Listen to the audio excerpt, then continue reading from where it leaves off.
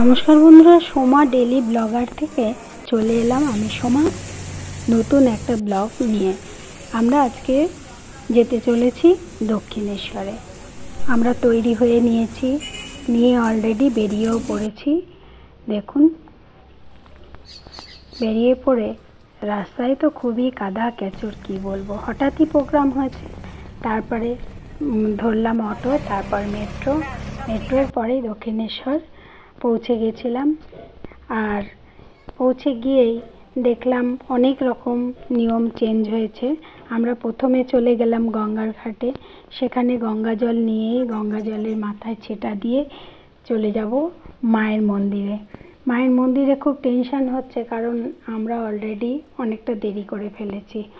12টা বাজতে 10, আর আমরা যদি না 12টার মধ্যে ঢুকতে পারি তাহলে কিন্তু মন্দির বন্ধ হয়ে যাবে, আবার খুলবে 4টে।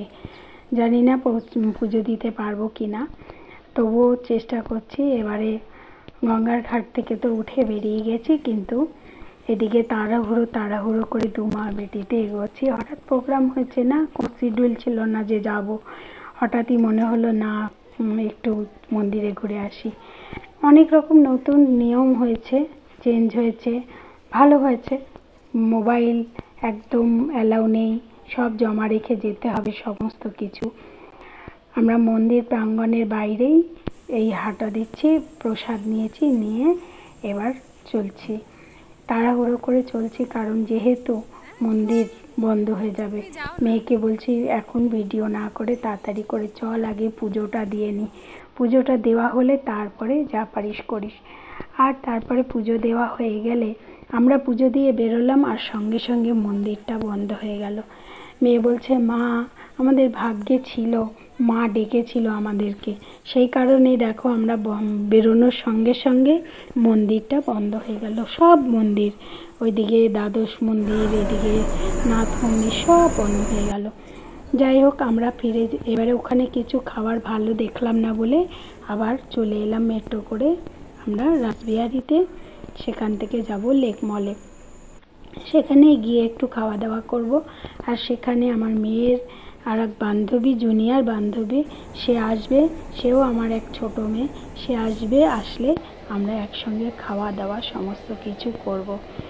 এইবার মেট্রোতে তো ভেতর থেকে দেখছি কখনো বৃষ্টি হচ্ছে, কখনো কমছে। যাই হোক, পৌঁছে গেছি। খুব খিদে পেয়েছিল, মা মেয়ে দুজনে একটা করে আগে আইসক্রিম নিয়ে নিলাম, কারণ গেলেও অর্ডার দিলেও এখন খেতে খেতে অনেকটা দেরি হবে। তাই দুজনে খেয়ে এবার সেখানে রেস্টুরেন্টে একটু বসলাম, তারপরে একটু মলে ঘোরাঘুরি করলাম। অনেক কিছু কেনার ছিল, কিন্তু প্রস্তুতি নিয়ে যাইনি সেইভাবে, সেই কারণে কিনতে পারিনি। আর মেয়ের বান্ধবী আসবে, সেই ওয়েট করছিলাম। ও এখানে কিছু খাবে, খেয়ে আমরা সবাই চলে যাব একসঙ্গে, বাড়ি ফিরবো। ব্যাস, মেয়ের বান্ধবী চলে এসেছিল, কিছু খেলাম, খেয়ে তারপরে বেরিয়ে পড়লাম আবার বাড়ির উদ্দেশ্যে। বন্ধুরা, তোমরা সবাই ভালো থেকো, সুস্থ থেকো, আর প্লিজ চ্যানেলটিকে সাবস্ক্রাইব করে পাশে থাকা বেল আইকনটি প্রেস করে দিও।